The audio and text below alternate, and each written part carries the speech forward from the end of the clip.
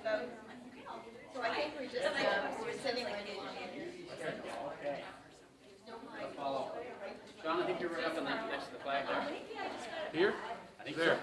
Here, I think. Okay. I mean, if you can matter so much. And do you two want to go over the other side?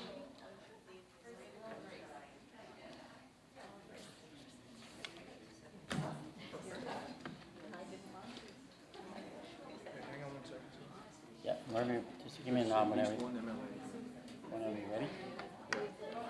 Is there someone here? What's that? Just throw that stuff. You don't. You can take your mask off.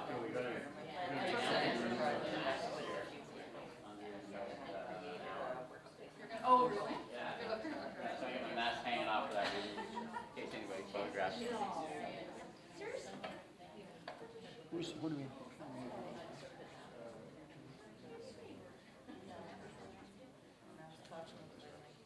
I'll recognize him, but go ahead. No, you. Just 1 second, I just got a message telling me that you can't see this because it's reflecting light. That should be better. Hopefully that'll do the trick.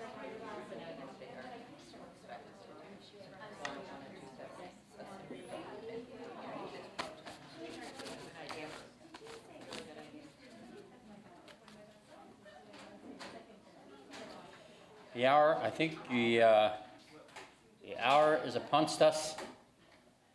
So welcome everyone this morning to this very, very important announcement. My name is Sandy McDonald. I'm the president of Holland College. I'm reading from a script, which I normally don't do, but I got pressed in a service here about an hour ago, so I kind of a little unsure what we're talking about, but I did the briefing notes this morning. So since I'm a little more unsure what I'm talking about than I normally am. So thank you to all of you, all our guests. We have some members of the legislature here. I think Sean will be speaking a little bit about that in some detail. So to get things on the road, we're here for a very important announcement. It's part of a group that we've worked with Patsy now for several years on the ASI. And so I'm really happy and thrilled to be emceeing this morning. And the first thing I'm going to do is turn the mic over to someone who is no stranger to this particular file and no stranger to providing support for the college, Sean Casey. So Sean, if you... Well, good morning, everyone. Thank you very much, Dr. McDonald.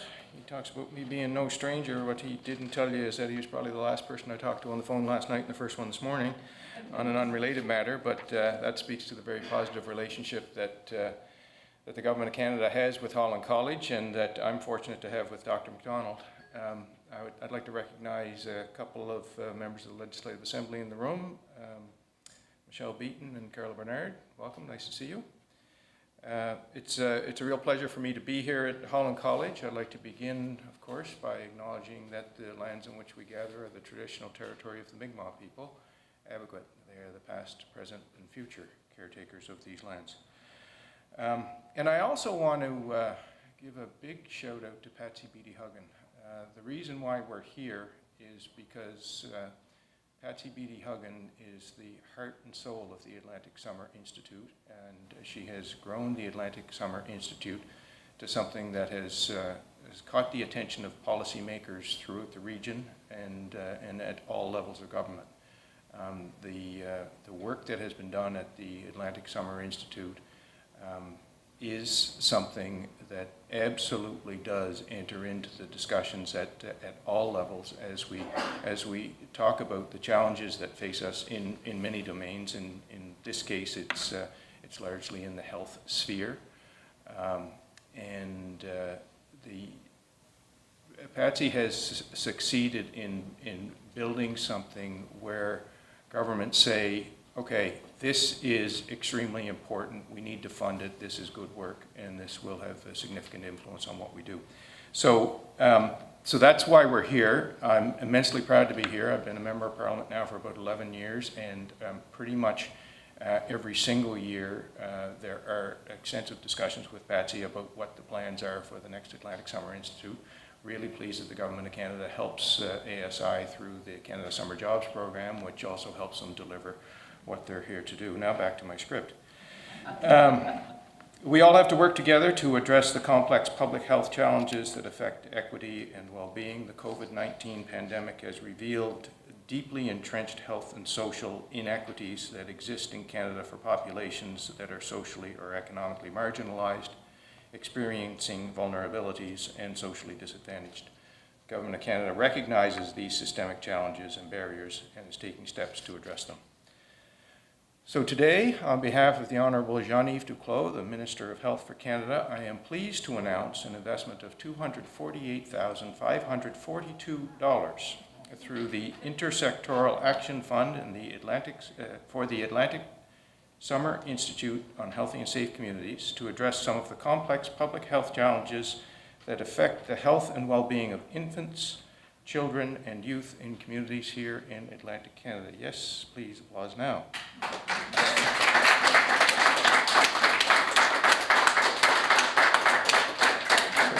This funding will help the ASI advance policy approaches that promote equity and mental health among children and youth. In the long run, it will help to reshape how health policy is developed and ultimately to enhance societal well-being in Atlantic Canada.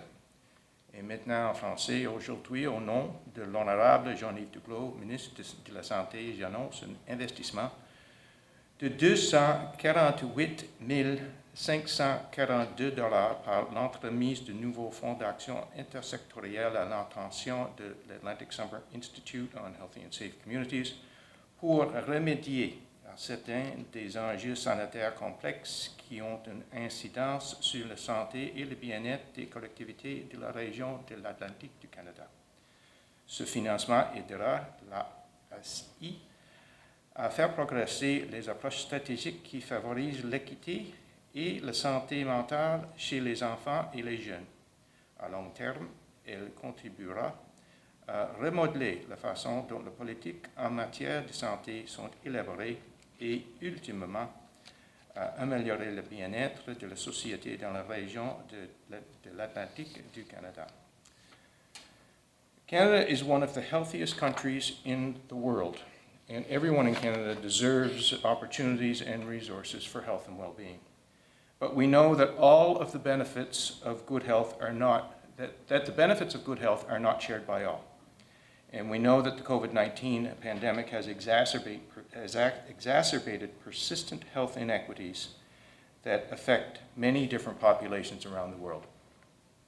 These groups include Indigenous peoples, Black and other racialized Canadians, LGBTQ2+ Canadians, persons with disabilities, as well as those from low-income households, children and youth, and seniors. The conditions in which we live, work, grow, and play have the greatest impact on health outcomes. As we've seen with the COVID-19 pandemic, social and economic conditions such as poverty, precarious employment, housing, stigma, and discrimination all impact those who bear the largest health burden. These conditions are among the many social determinants of health and are the root causes of health inequities. We need to look beyond the health sector to address these issues, and the projects announced today will help bring diverse partners together to collectively strengthen efforts to address the root causes of our country's complex public health challenges. I'm confident these projects will help build a healthier future for communities in Atlantic Canada. And in closing, I don't know whether you're aware, but the additional responsibilities I have in Parliament include the chair of the Standing Committee on Health. And we are presently examining a couple of things. One is the government's response to the COVID-19 pandemic, so we continue to keep a watching brief on that. And the other is the crisis that we face here in Canada, and PEI is not immune to it, in terms of health care professionals and the stresses and the retention and recruitment challenges there. Holland College is a big part of that effort, as is UPEI, but at the base of everything we do is the social determinants of health and the repercussions arising out of it. And that's why this investment and this work is so very, very important. And I thank Patsy and her team for it, and it's a pleasure for me to be with you here today to announce the government's support of this excellent work. Thanks everyone for being here.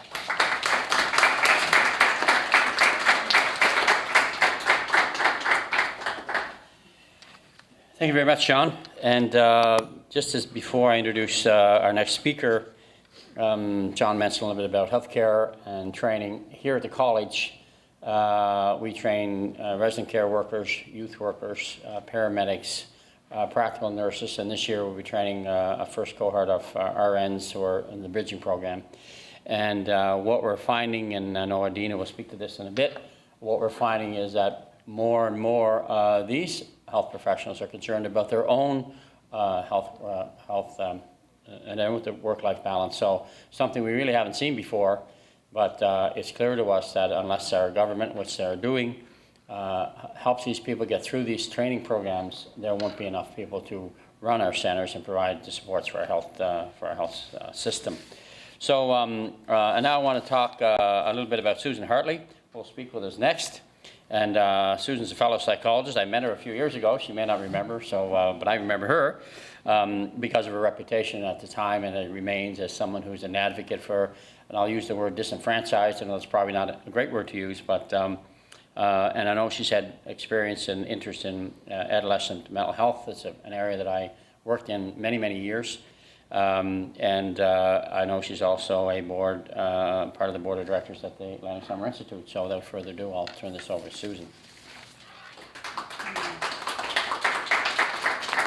Thank you, Sandy, and I do vaguely remember that meeting. Thank you. Make me a day, Susan. It's wonderful to be here, and it's wonderful to listen to our caring member of parliament, Sean Casey, who is a huge cheerleader of Patsy's and ASI, and it's wonderful to have those cheerleaders in the audience and to come to this point where we're speaking to you today. So on behalf of the board of ASI, I want to express our immense gratitude and thanks to the Government of Canada, to the Minister of Health, and to the Public Health Association of Canada for believing in us, for selecting us for funding. We feel it's a bit of good fortune, but I really think, knowing Patsy, it's a lot of decades of hard work. It validates and supports our policy brief, which is accessible to everyone, which promotes upstream investment in mental health promotion and will advance intersectoral action on determinants of health in Atlantic Canada, in keeping with the goals of the FAC Intersectoral Action Fund. ASI's mission is to serve as a catalyst for social change, and we consider this transformative social change. We have a strong history of collaboration and connecting with stakeholders from all sectors, and the goal of that is to build capacity within all of our sectors in promoting healthier and safer futures for our children, and indeed all of us, because we were all once children. As Dr. McDonald mentioned, I'm a clinical psychologist, and my first work was in adolescent psychology, and I learned very quickly over my more than 30 years of being a psychologist that most people did not need to see me. They needed housing, they needed economic stability, they needed food security, they needed safety from violence and all those other social determinants of health that we just heard about. And so I've been passionate, and that's why I'm on the board of ASI, because it's a group of experts who connect with experts around the world to put together this policy brief, and it's really an exciting time. With this funding, we can make it happen. So, core to our belief, and everyone in the room, I imagine, is that raising children is the responsibility of all of us. And clearly we have the Government of Canada behind us on that. And so ASI really wants to support, and we believe that promoting child and youth mental health is central and fundamental to enabling them to become lifelong contributors, healthy contributors in our society. So we're happy to receive this. We're grateful to receive this. It allows us to support policy development, which is what this is about. And from that policy, we hope that we get great legislation, legislators in the room, as well as great programs that reflect those policies in that legislation. So thank you again. We'll say it many, many times.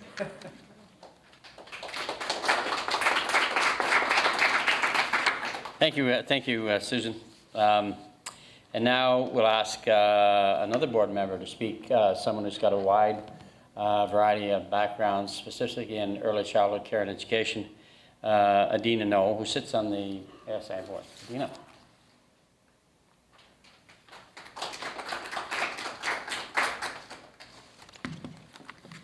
Thank you. I'm going to speak in French today. I work in early childhood for over 13 years. I work in the Francophone community. So I'm going to do this presentation in French. Bonjour. Le cercle de la santé doit être pris en considération dans toutes les décisions que nous prenons. Le cercle de la santé nous permet de voir comment l'écosystème affecte la qualité de vie des enfants. Ça réduit le stress toxique de les familles. Je travaille dans le domaine de petite enfance depuis plus de 13 ans. J'ai vu beaucoup de familles qui vivent le stress toxique et qui ont un manque de ressources. En menant ce projet, on va discuter les politiques basées sur la santé mentale de la société et des politiques informées sur le traumatisme que les familles ont vécu.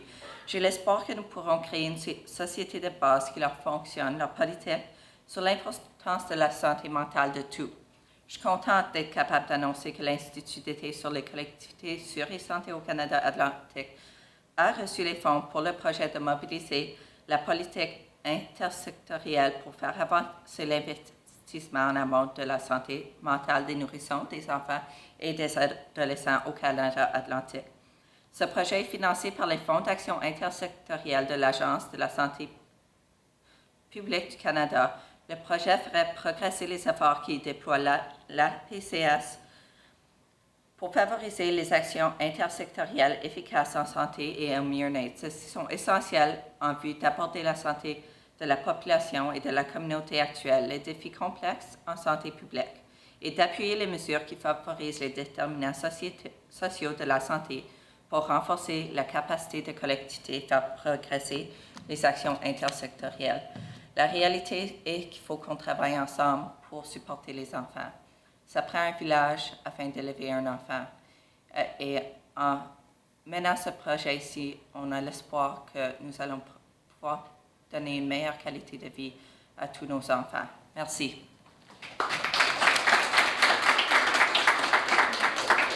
Merci beaucoup, Adina. In closing, I just want to add a few remarks about the importance of the ASI. I was involved, I think, last year or the year before in doing a presentation during the Institute. We are very concerned here at the college about our students. Our graduating kids coming in this year will have had 5 semesters of COVID, which means those young people in grades 1 and 2 will also have almost 3 years of COVID. And if you're not reading by the end of grade 3, there's a very good chance you're not going to learn to read. So when you look at the timing of this announcement today, Sean, it couldn't have been more important in that sense. As Susan says, we need great policy if we're going to make impacts on what we want to do. At the college here, we'll be opening a new wellness center a year from this September. It'll be right up the street where our music building is now. We're going to double the size of the music building. We're going to have the traditional supports in there, counseling, academic supports, career counseling. But we're also going to have 2 nurse practitioners on our end. Hopefully we'll have some psychology interns there as well. And we're going to focus as much on the treatment of people having problems as we will on the prevention. So we're looking at things like diet, exercise, sleep, and social interaction. So it's going to be really an integrated model. And we're hoping that when we get the young people coming to us, as they go through their 2 or 3 years with us, that will also give them the skills and the supports they need to acquire support out into the community so they can thrive in the workplace, not just survive. So the AIS is an important part of what we do here at the college, and we're hoping to have Patsy and her group involved in what we're doing at the Wellness Center. So on that note, thank you again, Sean, for the federal government's contribution. It's essential, of course, to what we're trying to do. And we'll open it up for some questions, and Patsy will answer your questions, of course, as she is the expert here now.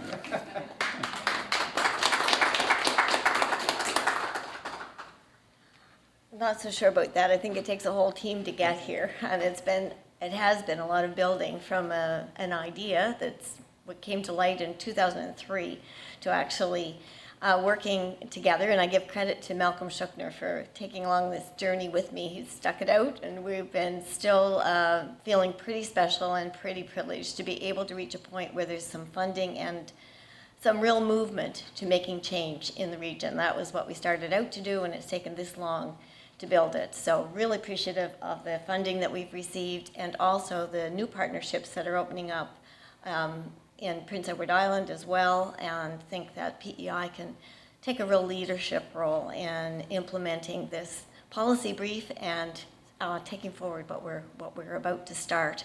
Tomorrow is the first meeting of the steering committee, which is Atlantic-wide representation, and from that we'll be having provincial workshops, trying to find out what's going on upstream around the region now, really narrowing it down to some local communities to find out what the barriers are to going upstream, what are the challenges for upstream. And when we're talking upstream, we're talking about reaching to those root causes, looking at structural barriers, systemic barriers, the things that will make a difference, not tomorrow, but down the road.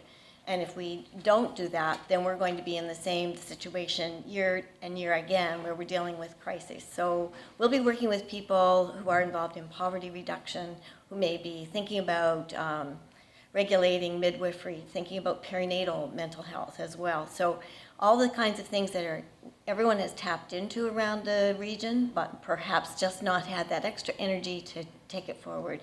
And that's what we're hoping by having these resources this year, that we can engage in more partners, with more partners and more people to boost that energy and that shift in thinking. So let's think of, I think you called it the pink elephant yesterday, but it was like, so that people aren't just thinking about a pink elephant, they're thinking about upstream, and that's where we need to go.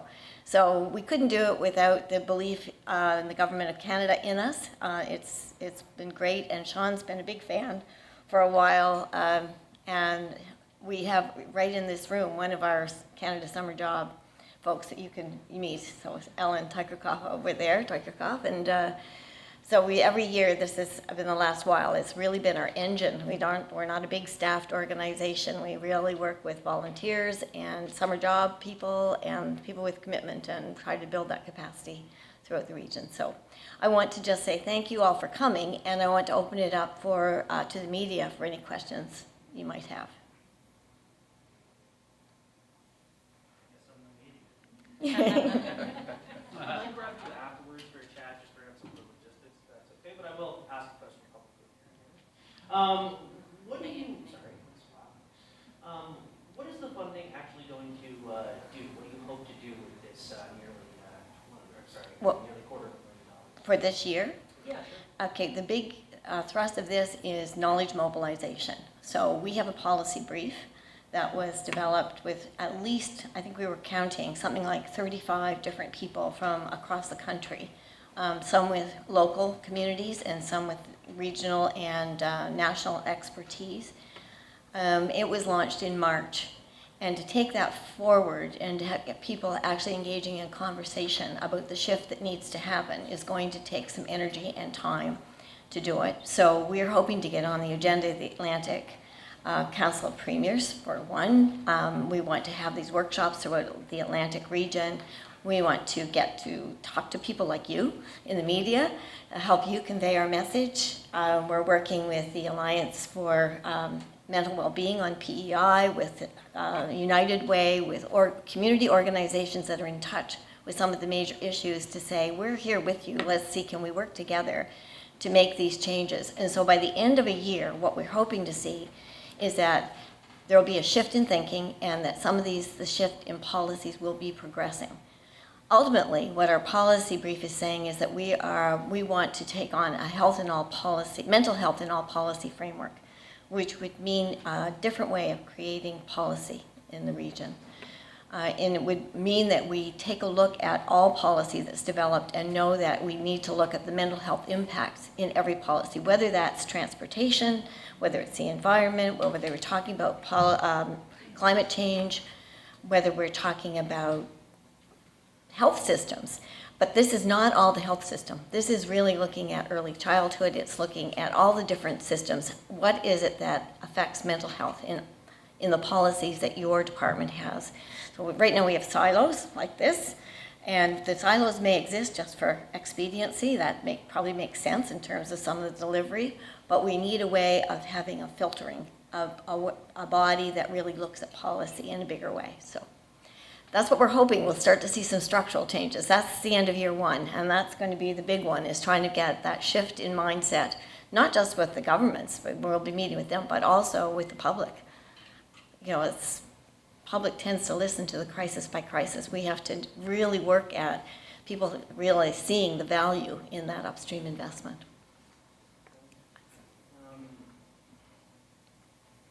Why this money and why right now? Why is it needed right now? Well, I think what COVID has done is really amplified issues that were already there. So people have been experiencing poverty for a long time. The housing crisis has been emerging. We've seen that COVID itself has really hit those people that are most disadvantaged in overcrowded housing. They've been maybe having to go to work even at times that they shouldn't have gone to work. So we're all aware of that, and we also know that where there are resilient communities and people have come together, people have managed to come through this okay, but it's just brought it to the surface, and I think the governments are very aware that it's come to the surface. If we can't go back to what it was. We've now seen things. We see it in a different light. So now is the time. If we're going to act and we're going to create a better Canada, then this is the time to do it, and why not in Atlantic Canada? We've been building this momentum now for several years. If the Summer Institute is probably the only place that can be in civil society, researchers, policymakers, public at one spot, and it happens every summer, and this year it's going to be here at Holland College in August, to build skills, to get momentum going, to carry us forward into the work of the next year. And so ASI has become more than an event. I think I would say, and I think Malcolm would agree with me, it feels like a movement. And so this just happens, the timing is right. It's time for change, and if we get more people believing that, then it will happen. Yeah. Sure. I think a little bit different, like Patsy, that was great. And I'd like to add a sort of a more global perspective to it, because the conversation about health and health policies and the conversation about upstream investment has been going on all over the world, and it has become a critical mass of people talking about it now, and I think that's another reason why the time is right. I think COVID expedited that, the way that Patsy's talking about, but it was already there. The World Health Organization talks about it, promotes it. Our Sustainable Development Goals are all about that, the social determinants of health. So it's out there and it's being talked about, and it's been talked about for a long time. And now we're getting it talked about in the places that can fund it and that can make the changes and that have the critical capacity to do so. Thank you.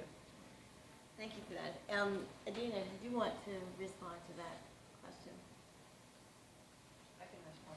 Do you want me to respond to it in French? Whichever language. You know what? I have French colleagues. I'll take it in French if you want to respond to it that way. Come by the mic. Bien sûr, je peux répondre en français. So just to reiterate kind of why this is important funding right now.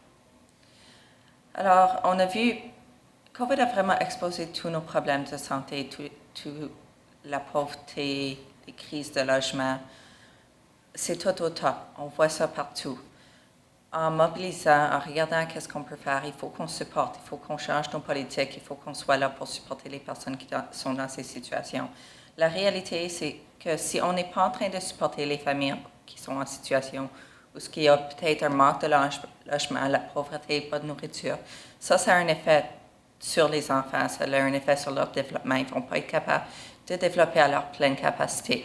On sait qu'on a besoin de régler les problèmes, on a besoin de supporter les adultes, parce qu'un adulte qui n'est pas dans une bonne place mentalement n'a pas la capacité de bien supporter leurs enfants pour les développer pour le futur. I think that's all I have. Now, I might just ask some logistical questions. Okay, that's great. I don't know, are there any questions from the audience?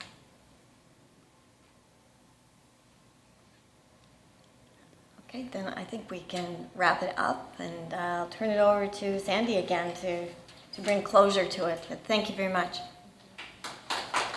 Great.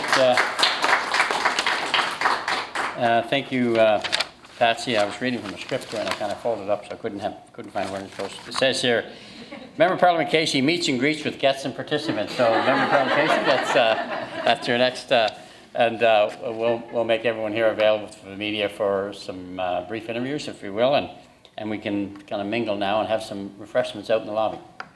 So, thank you all for coming. And thank you again, John, for all your support for the ASI and the college. Oh, thank you.